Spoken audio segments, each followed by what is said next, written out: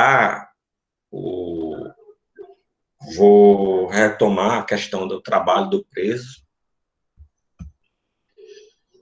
e a gente encerra, porque depois a gente já passa para outro assunto, que seria a questão da disciplina do preso, certo? Direitos e deveres. E a depender de como transcorra a aula, ou a gente começa hoje, a gente simplesmente encerra o trabalho do preso e eu passo mais um quiz, né, um Socrative, referente apenas ao tema que a gente estudou, né, que vai até, né, a gente acrescentou mais no início do semestre ainda a questão da assistência e a questão do trabalho do preso. Então, a gente vê aí como é que se desenvolve e, e aí resolve até o final da aula, né? Se tem condições, na questão de condição, porque condição sempre tem, mas se é viável, né, a gente começar e interromper um assunto novo, assim, no meio de um raciocínio, ou se é mais interessante a gente simplesmente encerrar com a atividade que serve de revisão, além de dar bônus a vocês na AV1. E por falar em AV1, eu estou com vontade de dar um ponto só para as meninas da sala, porque, né, às 5h30, 10 minutos de aula, só tem mulheres, né, na sala, né? Então, são 11, né? Não tem nenhum aluno, né? Isso prova o compromisso. E, Professor, oi. eu aprovo a ideia, mas eu queria só pedir para o senhor explicar novamente o que o senhor estava explicando no começo da aula, porque eu cheguei agora, eu não entendi sobre a coisa do conteúdo, que o senhor queria começar um novo, passar atividade. Não, é o seguinte, a gente hoje encerra o conteúdo, Sara, do referente ao trabalho do preso, que a gente estava vendo a semana passada, na última aula, né? Semana passada não, foi na terça-feira. E aí eu estava dizendo o seguinte, que a depender de como transcorrer a aula, ou a gente já dá início, e já está engatilhado aqui, não, um novo material, já dá início ao novo assunto, que seria a questão da disciplina do preso, deveres e direitos, ou se faltar um tempo que não dê assim para desenvolver muito o assunto, a gente só aplica um quiz, né, usando o Socrative, que vale pontuação para V1, e aí começa a matéria nova só da partir da próxima aula, era isso que eu estava explicando, ok? Vai ser, do mesmo estilo, né, Ana Carolina?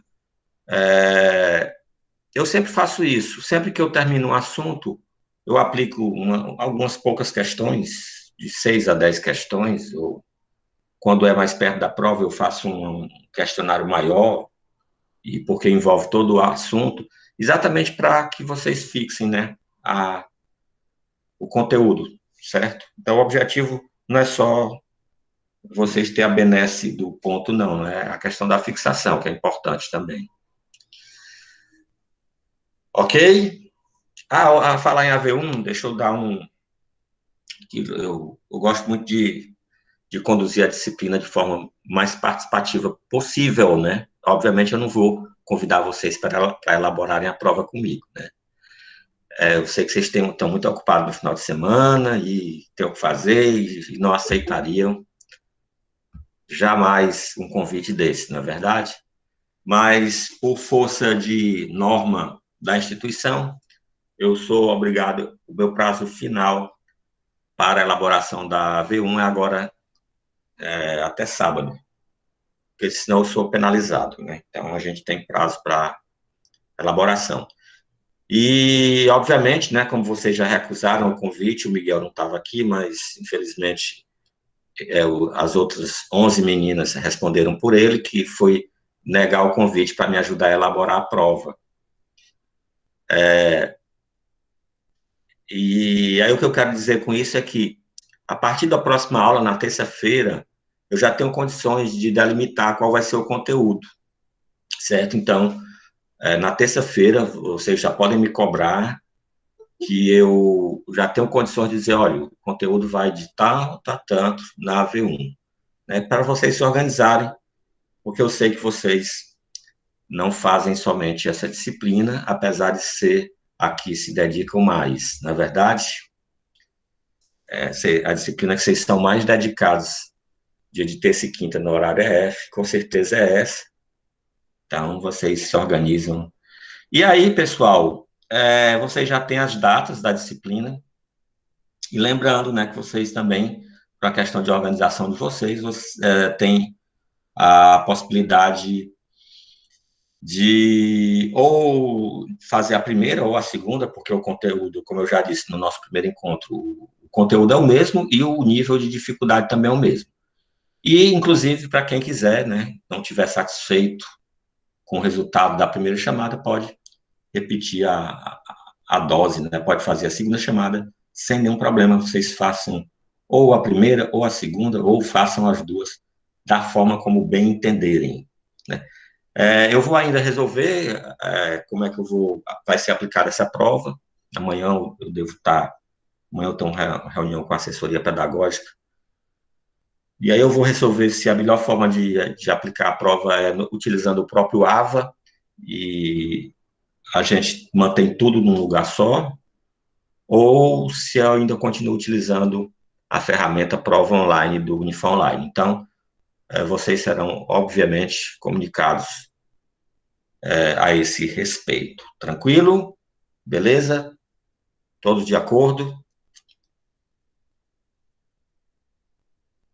Ok, entendo o silêncio como a concordância.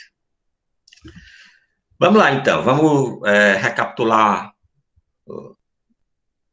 um pouco, né, do que a gente viu na aula passada, para a gente contextualizar, porque, salvo engano, ficou faltando a gente ver do trabalho do preso apenas a questão legal, né? Apenas o que a lei prevê. A gente viu uma série de coisas muito mais conceituais e, salvo engano, faltou só essa questão mesmo de como é que a LEP traz essa situação do trabalho do preso.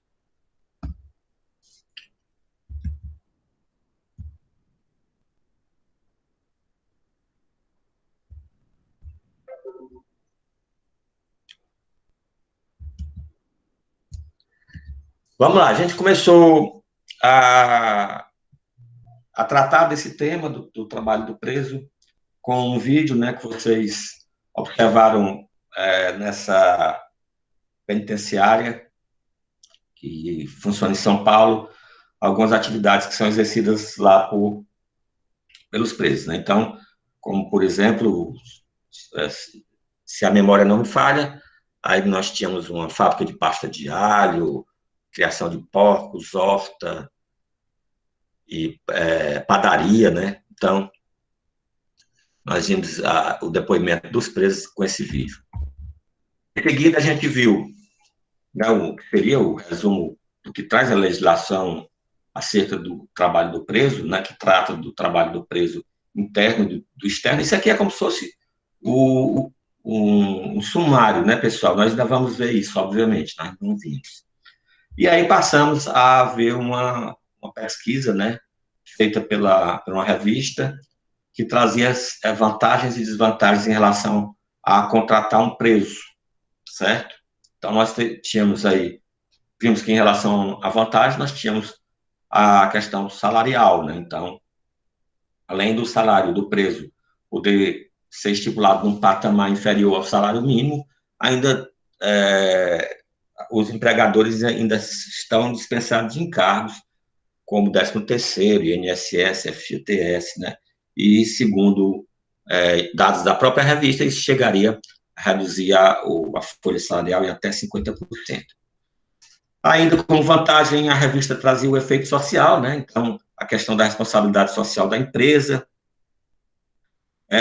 a questão da redução do custo de produção, e aí traz a situação do Estado do Espírito Santo, onde as empresas não arcam sequer com água, luz e alimentação dos presos, e ainda como vantagem o comprometimento do preso em relação ao trabalho, né? Então, o preso não falta ao trabalho. E como desvantagens, a gente viu a questão da alta rotatividade dos detentos. Então, sempre que alguém progride de regime ou passa para o regime aberto, né? Aquela pessoa que já era treinada deixa o trabalho e o posto é ocupado por alguém que vai requerer treinamento e isso, né, tem uma curva de aprendizado, um custo para a empresa. A questão da dificuldade de fazer hora extra, porque a jornada de trabalho do preso é limitada, né? Num patamar mínimo de 6 horas e num patamar máximo de 8 horas, além que se fosse permitida a hora extra, ainda teria a questão do custo para o Estado em relação a questão dos agentes prisionais que fazem a vigilância dos presos teriam que, obviamente, né, fazer hora extra também.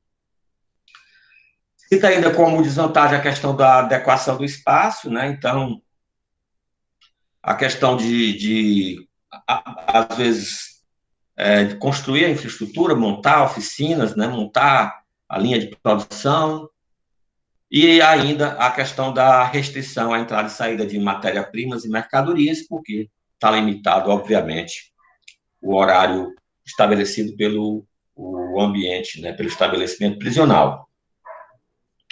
Ainda como desvantagens, citado as blitz, né? Então, no dia em que a revisão geral, revista geral, para a produção, certo?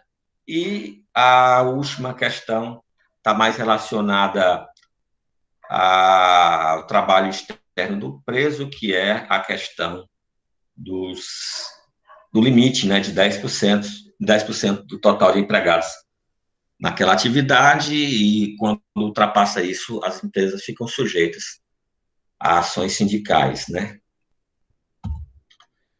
A gente viu algumas ações que são implementadas no estado do Ceará, né, pela Coordenadoria de Inclusão Social do Preso e Egresso, e citamos vários, né, Acordes, Arca das Letras, Batalhão Ambiental, Brincar, Viver, Cores da Liberdade, Fabricando Oportunidades, Lapidar, Maria Marias, Mãos que Constrói, Plantando o Amanhã, Oficina de Serigrafia, Vozes da Liberdade, Gravitarte, Polo de Inclusão Social do Preso e do Egresso. E a gente viu que esses programas, né, muitos deles são voltados para a formação profissional, né, do preso e do egresso, e alguns meramente para ocupar a cabeça do preso, né, com alguma atividade mais recreativa, né. Viu ainda que o CNJ mantém, né, esse projeto Começar de Novo. Eu até tentei acessar para pegar dados atuais, mas o site, na hora que eu tentei, estava fora, né?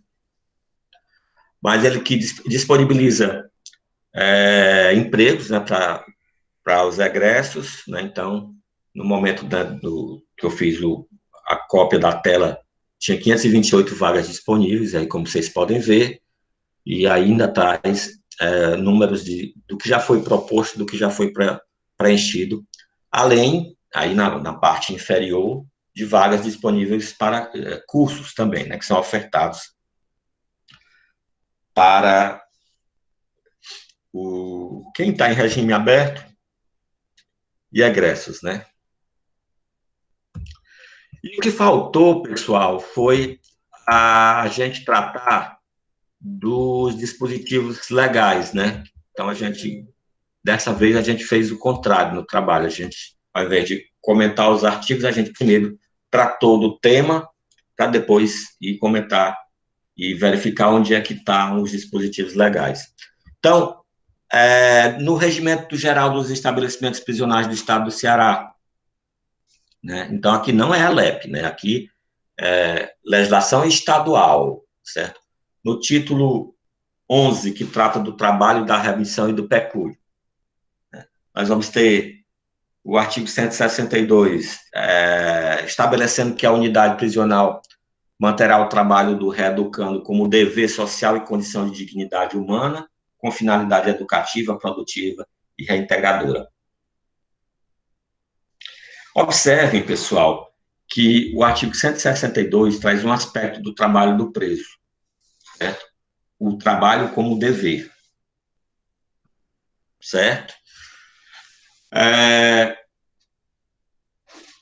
E mais na frente a gente vai ver que, além de se colocar como um dever, o trabalho também ele é um direito do preso, certo? Então, no artigo 162 do Regimento Geral dos Estabelecimentos Prisionais, traz, certo, o dever do reeducando, né, no trabalho como condição de reintegração e até de dignidade da pessoa humana, né? Além da finalidade educativa, produtiva, a reintegradora eu acabei de falar, né? É socialização. Traz um parágrafo único, né, que é em relação à questão de métodos de trabalho, né, em relação à segurança de trabalho e higiene, né? Então, obviamente, o trabalho do preso deve, nesse aspecto, né, ser tratado como qualquer trabalho, né? Certo? Então, deve dar condições de segurança ao preso, segurança de trabalho, né, para que ele não sofra acidentes de trabalho. E, aliás, a questão do acidente de trabalho tem dois aspectos em relação a isso também. Que o acidente do trabalho, para quem sofre o acidente de trabalho, ele não perde nenhum direito, então, enquanto ele estiver afastado pelo acidente, ele continua sendo considerado como se ele estivesse trabalhando, né? Obviamente, porque ele não está trabalhando, né, por vontade própria,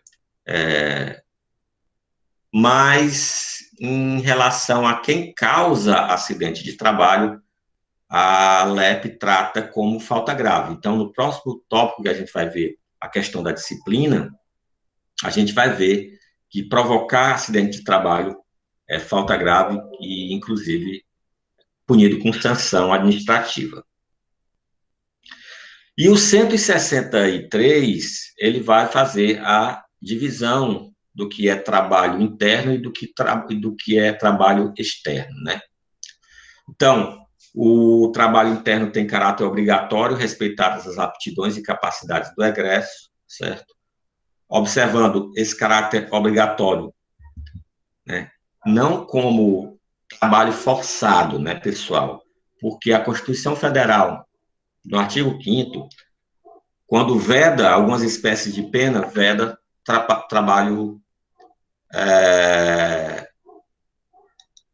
trabalhos forçados.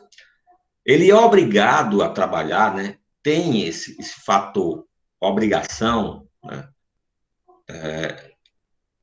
Tem um caráter obrigatório, porque se o preso se nega a trabalhar, e aí eu vou fazer referência mais uma vez ao tema que será abordado, né, no próximo tema, que seria a disciplina, será considerado também falta disciplinar. Então, é nesse sentido que é obrigatório. Ninguém pode obrigar o preso a trabalhar. É obrigatório que ele trabalhe. Se ele não trabalhar, é uma opção dele. Ele sofre as sanções previstas pela legislação. Por exemplo, se ele já trabalhou 150 dias, né? E aí, a gente fazendo aquelas contas da remissão pelo trabalho, ele teria direito a remir 50 dias. Ao se negar a trabalhar, o juiz pode cassar até um terço desses dias remidos. Então, é nesse sentido que é obrigatório do Estado poder sancionar a negativa dele ao trabalho, mas o Estado não pode obrigá-lo a trabalhar, ok?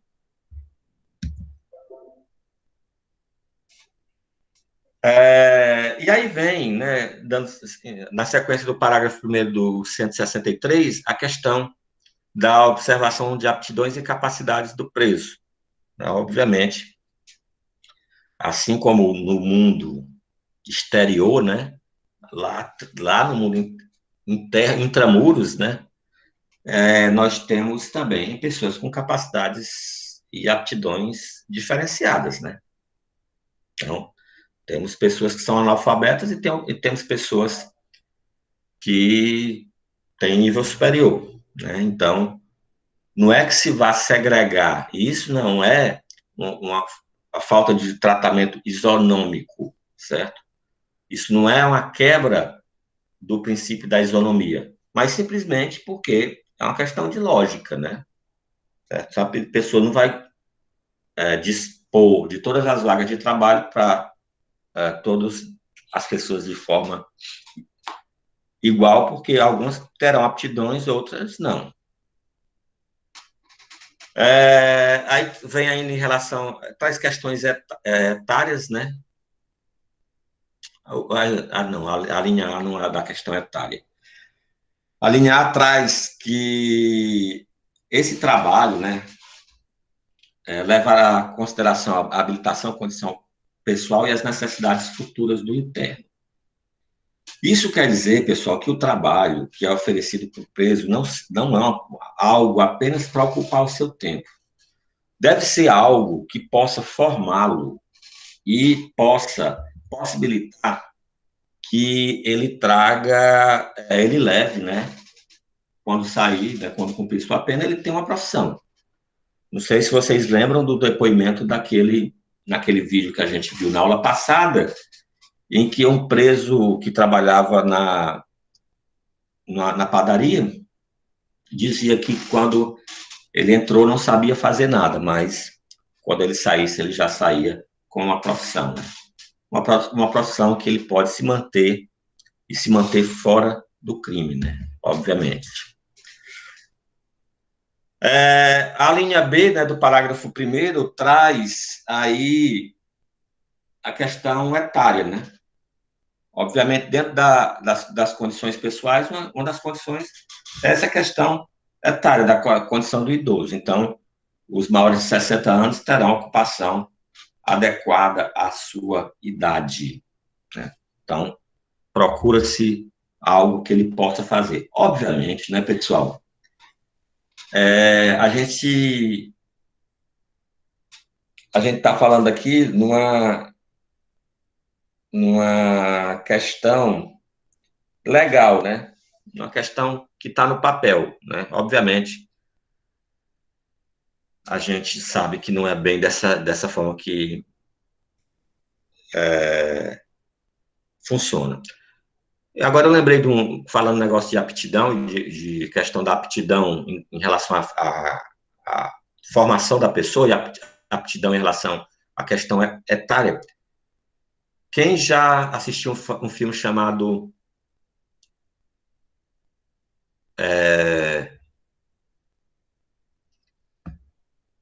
um filme chamado que eu não lembro, mas eu vou já achar aqui.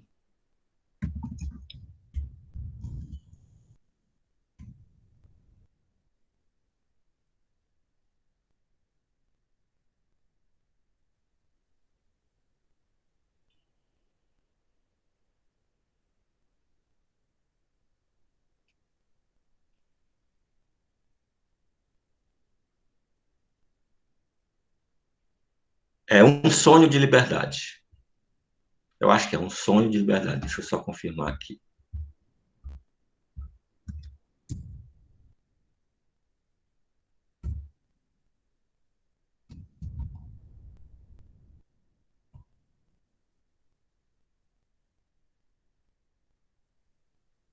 Um Sonho de Liberdade é um filme com o Tim Robbins e o Morgan Freeman. Quem tiver, vai iniciar aí no final de semana. Esse filme, pessoal, é bem light. Ele não é nível hard como o Cela 211, não, viu? Ele é bem light e ele conta a história de um ex-banqueiro que é preso por, salvo engano, supostamente ter matado a própria mulher. É uma coisa light, né? Já começa desse jeito, né? Mas Vocês podem observar essa questão do trabalho do preso, da questão das habilidades e da questão etária nesse filme. Um Sonho de Liberdade. É bem bacana esse filme, é bom, vale a pena assistir. Com certeza, se vocês assistirem, não perderão tempo. Porque esse cara, o que é o banqueiro, que é o papel do Tim Robbins, ele vai trabalhar na contabilidade do presídio. E tem um senhor bem de idade que ele trabalha na biblioteca, né, só organizando a biblioteca, livros e tal. E ainda acerca do trabalho do preso, vocês podem observar a questão do egresso, o Morgan Freeman. O Morgan Freeman, ele sai da penitenciária e aí ele consegue um emprego, né? O serviço de assistência social consegue um emprego para ele e ele vai trabalhar como empacotador no supermercado. Eu não vou contar mais, porque mais do que isso seria spoiler, certo? E assistam, é bem bacana. Não é... Eu poderia passar, né, como atividade da disciplina, mas não é um dos que eu escolho. Tá dentro do meu catálogo de filmes de prisão, né, que já tem 23, uma lista de 23 filmes. Quem tiver interesse do tema, eu vou disponibilizar para quem quiser ir assistindo aos poucos. Mas assistam, vocês vão ver bem essa questão do que trata aí.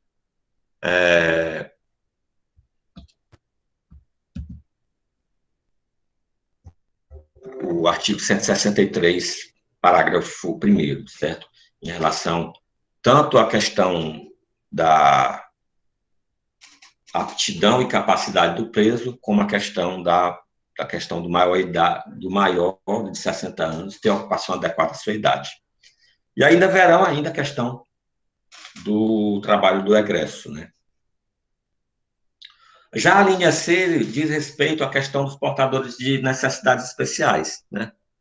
Obviamente, aqueles que são declarados, né, pericialmente, né? Também, da mesma forma, dos que têm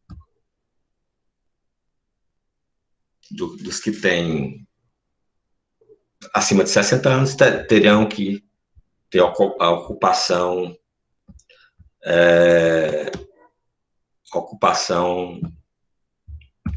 condizente com a sua condição, né?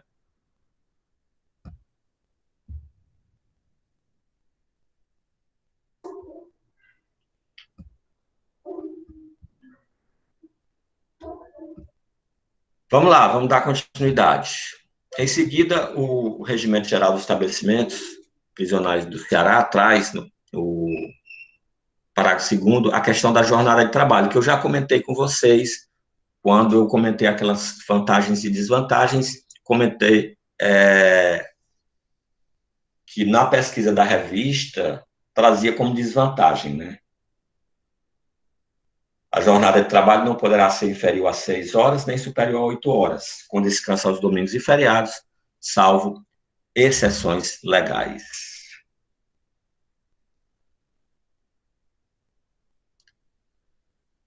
Tem ele completo, Thaís, o filme no YouTube. A Thaís já estava assistindo o filme.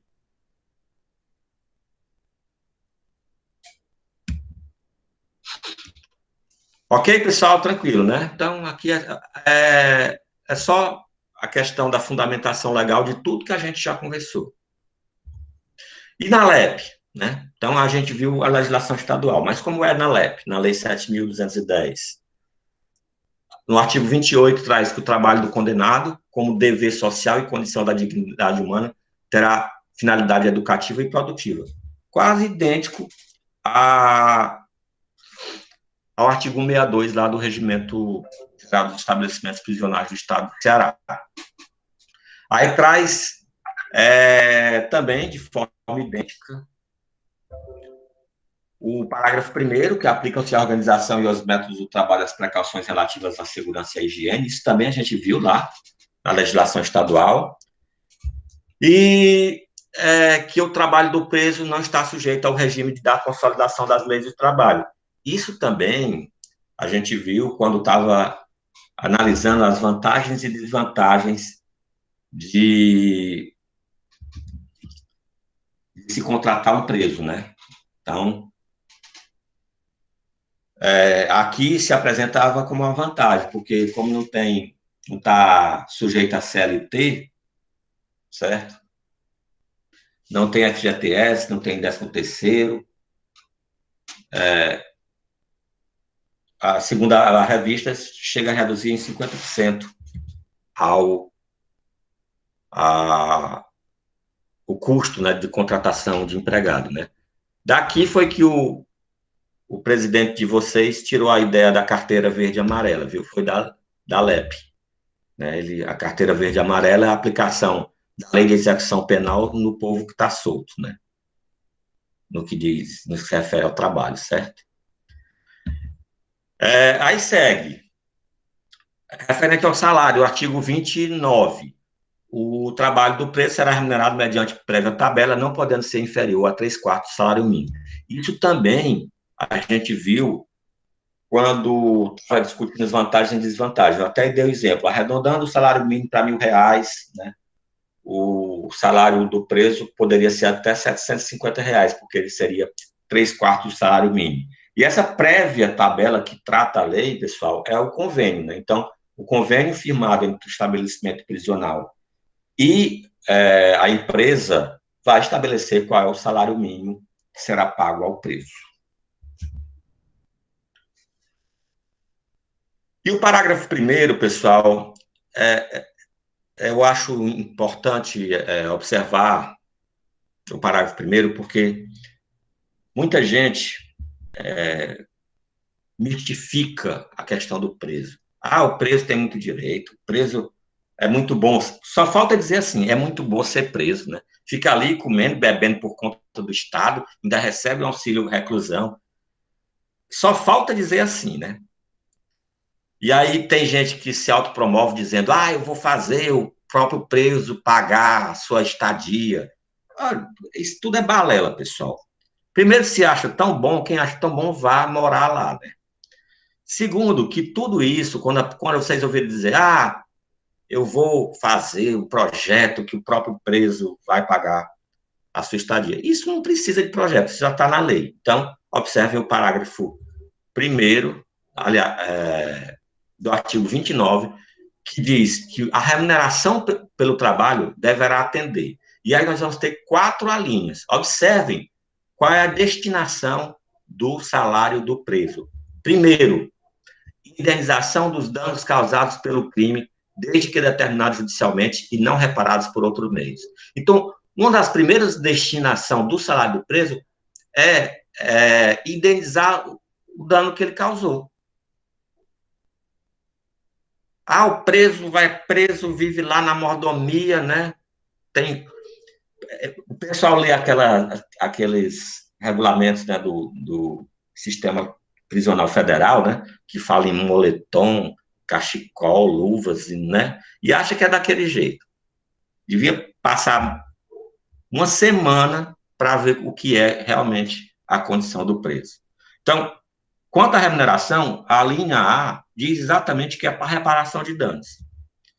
A linha B trata da assistência à família.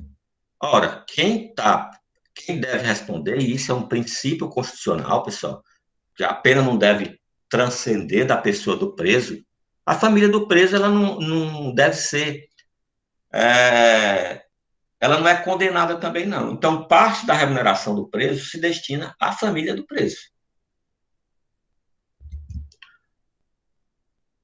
Outra parte, a pequenas despesas pessoais, certo? Vocês viram que, em outro momento, né, lá quando a gente estava falando da assistência material, a legislação dizia que deveria dispor de um local onde ele pudesse adquirir produtos que fossem autorizados, né? Então, ele manter sua despesa. Então, indenização, manutenção da família e própria manutenção. E D, ao ressarcimento do Estado das despesas realizadas com a manutenção do condenado dele mesmo, em proporção a ser fixada e sem prejuízo da destinação prevista nas letras anteriores.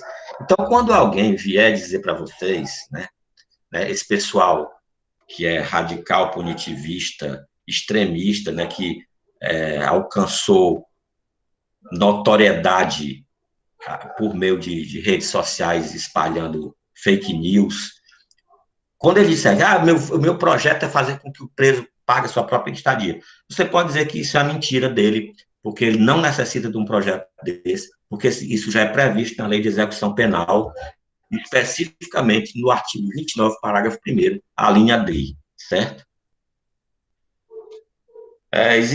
Existe, como eu disse, existe muita mistificação em relação ao preso, né? Existe mistificação em relação a uma série de coisas. A gente quer, muitas vezes, que quem a gente não gosta sofra, mas quando é a vez da gente, a gente quer que seja diferente, né? E o parágrafo 2º vai falar do pecúlio. Eu não sei se vocês lembram, no vídeo que foi passado na aula anterior, tinha um preso que trabalhava também na padaria e dizia, e quando eu sair daqui eu vou ter uma conta corrente, eu vou ter uma poupança. Né? Vocês podem ter se perguntado, como assim, né, vai ter uma poupança? Ora, porque parte desse salário do preso, né, aí vem o parágrafo 2º do artigo 29, que traz, ressalvadas outras aplicações legais, será depositada a parte restante, se é que ainda resta alguma coisa, né, pessoal, depois disso tudo, né? Restante para a constituição de um pecúlio em cadência de poupança, que será entregue ao condenado quando posto em liberdade. Então, tem essa destinação, né, e o que sobrar após essa destinação é guardado para o preso em uma caderneta de poupança que será entregue a ele no momento em que ele ganhar a liberdade. E o artigo 30, pessoal, é só uma ressalva. Isso é mais excesso de preciosismo do legislador, porque o artigo 30 vai dizer que prestação de serviço à comunidade não são remuneradas. Ora, se a prestação de serviço à comunidade é uma espécie de pena, né, não teria sentido ser remunerado, né? Ok? Então, é simplesmente para deixar claro isso. Assim, né, era quem tivesse desempregado, cometia ali um pequeno delito, né, que sabe, conhecendo a lei, né, conhecendo a lei, que saberia que a ele seria aplicada uma pena restritiva de direito, como prestação de serviço à comunidade, e aí ele seria remunerado, ou seja, era uma maneira de arranjar emprego, né, e não uma pena, né. Então, é isso que traz o artigo 30. A gente viu, né, pessoal, que há a divisão do trabalho interno e do trabalho externo. E aí a gente vai ver onde é que está isso na LEP, o que é considerado trabalho interno, quem é que pode exercer, quem é que pode exercer o trabalho externo. Então, quanto ao trabalho interno, nós temos o artigo 31, que fala que o condenado à pena privativa de liberdade está obrigado ao trabalho na medida de suas aptidões e capacidades. E aí, esse obrigado a gente já comentou. Obrigado no sentido dele poder sofrer sanções ao se negar, mas ele não pode ser forçado. E a questão na medida de suas aptidões e capacidade, também a gente já comentou quando comentou o regimento do estabelecimento do Estado do Ceará, certo? O parágrafo único é uma observação também que é importante vocês gravarem, pessoal. Olha, a LEP, ela se aplica tanto ao preso definitivo, aquele que está cumprindo pena, quanto ao preso provisório, certo? O trabalho, ele é um dever do preso, apenas do preso definitivo. Não é um dever do preso provisório, certo? Mas, se for oferecido o trabalho a ele, ele pode aceitar. Então, é isso que diz o artigo 31. Para o preso provisório, o trabalho não é obrigatório e só poderá ser executado no interior do estabelecimento. Qual seria a vantagem dele aceitar, já que não é obrigatório? Ora, ele pode alcançar benefícios, como, por exemplo, a remissão. Isso contará, né, se, porventura, ele for condenado, né, já antecipará o cumprimento de pena. Se não for condenado, ele trabalhou, né? Estava lá trabalhando, ganhando alguma coisa, certo? Então, para ele só tem vantagem. Não tem, a não ser que ele seja um cabra muito preguiçoso e queira ficar lá só de papo pro ar, reforçando a ideia de que muita gente tem de que aquilo é uma maravilha, né? Que os presos, quando são condenados, são enviados para a Noruega.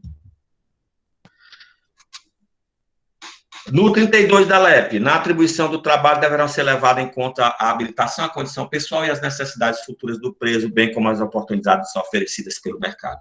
Também já comentamos isso. Então, o trabalho deve considerar tanto a condição pessoal, né, a questão, mais uma vez, a LEP traz aí a questão do maior de 60 anos, dos deficientes, assim como necessidades futuras aqui significa quando ele sair, né, do cumprimento de pena, certo? Ele poder ter a profissão, assim como eu já disse agora há pouco, né, o exemplo daquele rapaz lá do vídeo que nós assistimos na aula passada, em que ele dizia que tinha entrado sem saber fazer nada e já tinha uma profissão, né, trabalhando na padaria.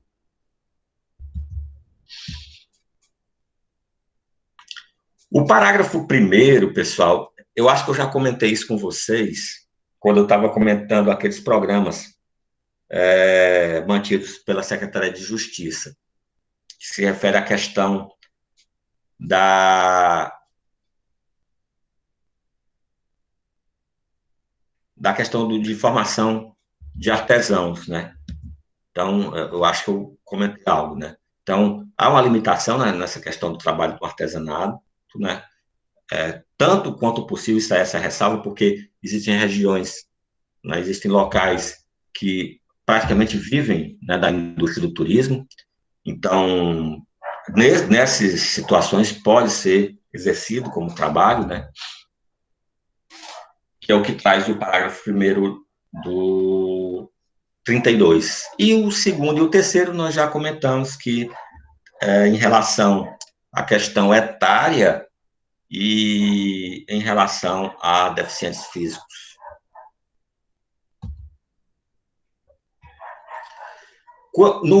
Dando sequência aí, né, no 33, traz também o que nós já comentamos, né, que seria a questão da jornada de trabalho, né? Então, ela não pode ser inferior a 6 horas, nem superior a 8, e o descanso nos domingos e feriados. E traz uma ressalva no parágrafo único, pessoal, em relação a serviço de conservação e manutenção do estabelecimento penal. Então, nesse caso, por exemplo, serviço de limpeza,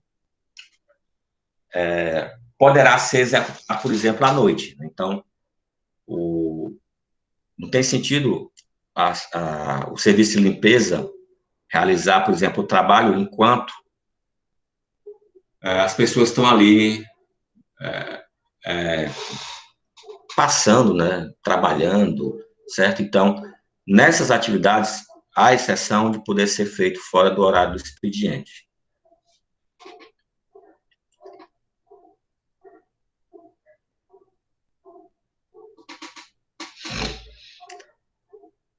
Quanto ao 34, fala sobre a questão da gestão do trabalho, né? Então, o trabalho do preso pode ser gerido por fundação, empresa pública, com autonomia administrativa e terá por objetivo a formação profissional do condenado. Isso seria o ideal, né? E poderá ser também por convênio, né? Como a gente já viu. No caso de haver uma empresa específica para a gestão do trabalho, pessoal, ela será incumbida de supervisionar a produção, né, critérios e métodos que a gente já viu, que são questão de métodos de higiene, métodos de segurança, além de se encarregar da comercialização da produção e de arcar com as despesas, né? Então, ela é uma empresa que é instituída com autonomia em relação à administração prisional.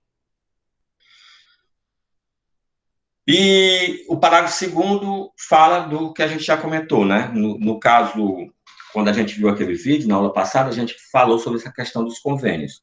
E também sobre a questão, quando falou de salário, a gente falou de convênio também. Então, pode ser celebrado convênio com a iniciativa privada para a implantação, né, de fábricas, oficinas, dentro dos estabelecimentos prisionais. Então, é isso que trata o parágrafo 2º.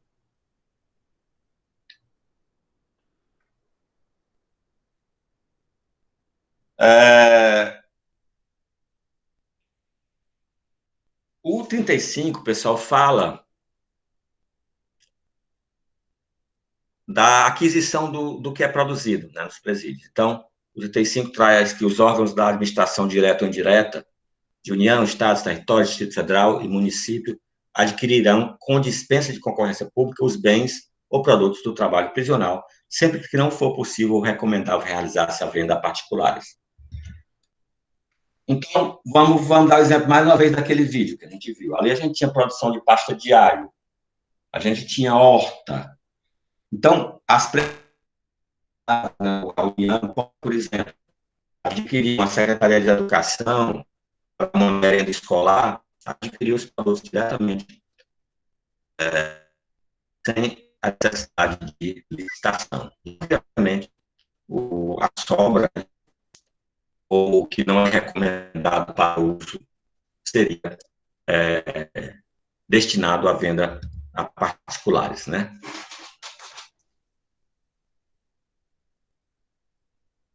E a questão do que é arrecadado com a venda dos produtos, né, aí vai depender de como que é estabelecido o trabalho, né? Se tem uma empresa ou uma fundação que administra de forma autônoma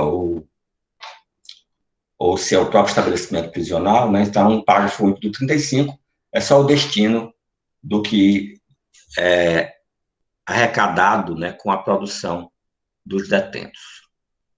Aí vem o trabalho externo, pessoal.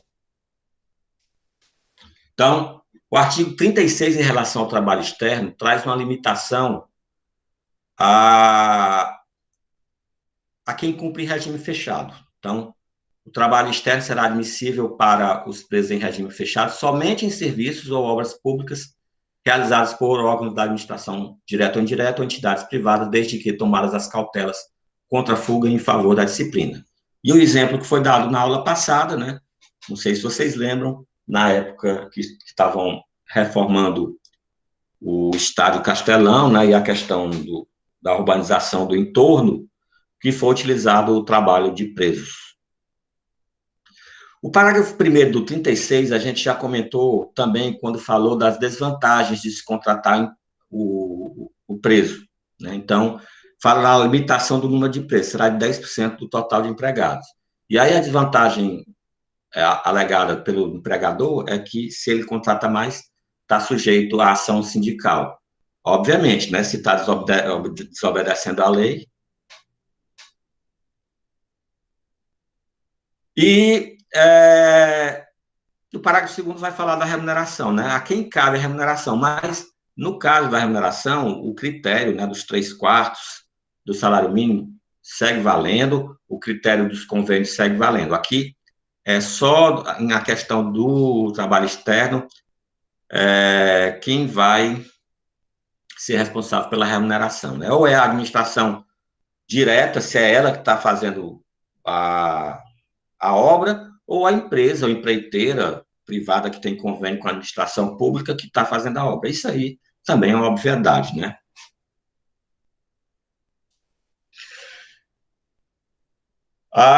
O parágrafo terceiro, pessoal, diz respeito à questão, e aí é uma hipótese que é uma exceção, em relação do preso dar o consentimento para o trabalho. Então, o preso, no caso do trabalho externo, daquele que está em regime fechado, ele opta por trabalhar ou não, né? Então, se depende do consentimento expresso do preso, nesse caso específico, ele não sofreria sanção administrativa, né? Não teria sentido a lei trazer que está dentro da vontade do preso se submeter a esse tipo de trabalho e, ao mesmo tempo, puni-lo quando ele exerce esse direito.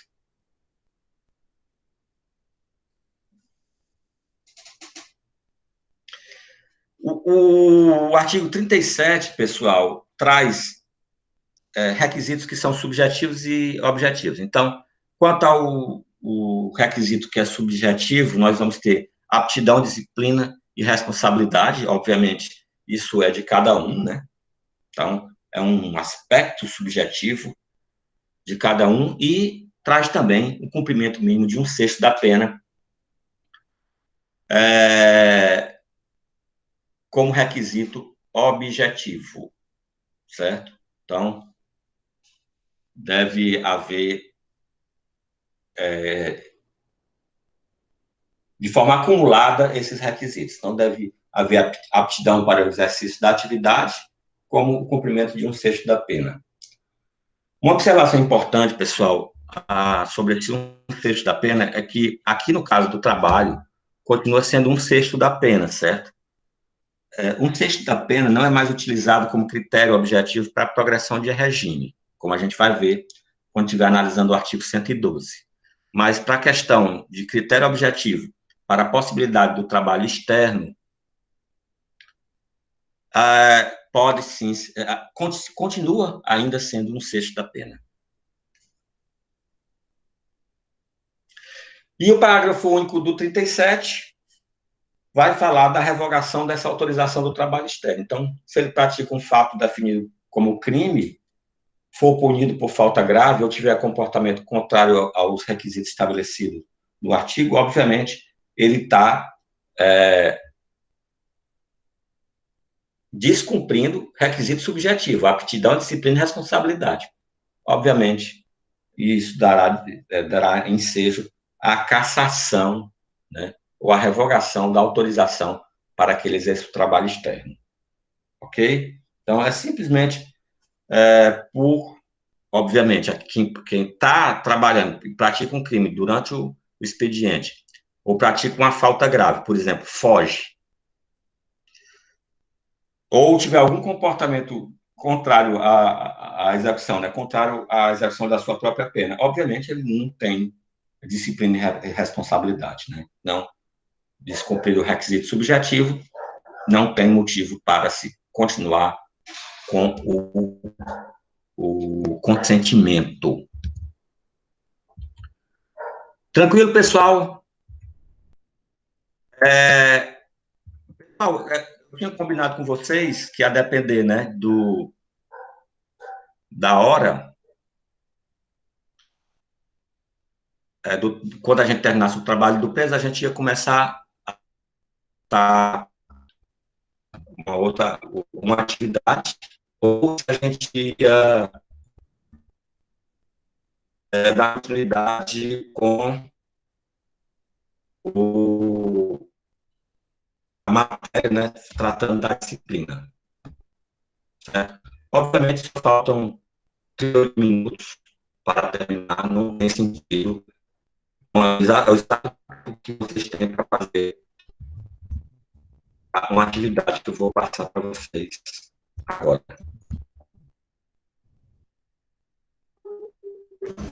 Só eu deixo pegar os links que fica mais fácil.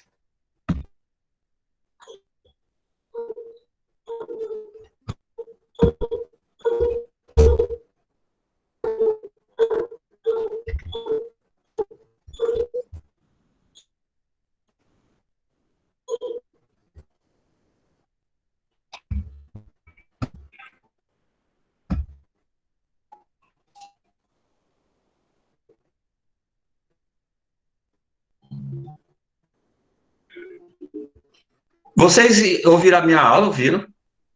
Ou foi só o fim que travou?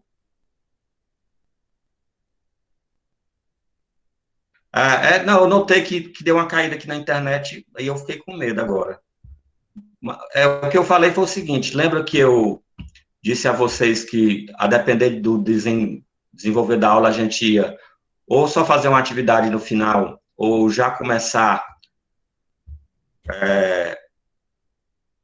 ou já começar uma nova matéria?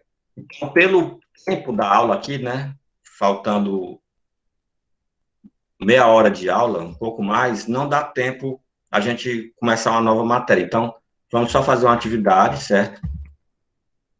Tá aí o link da atividade, vou botar o nome da sala.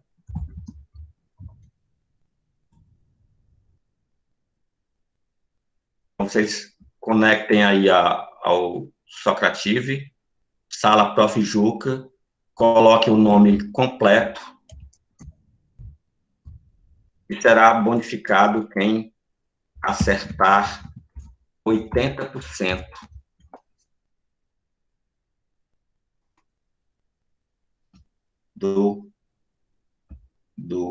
da atividade.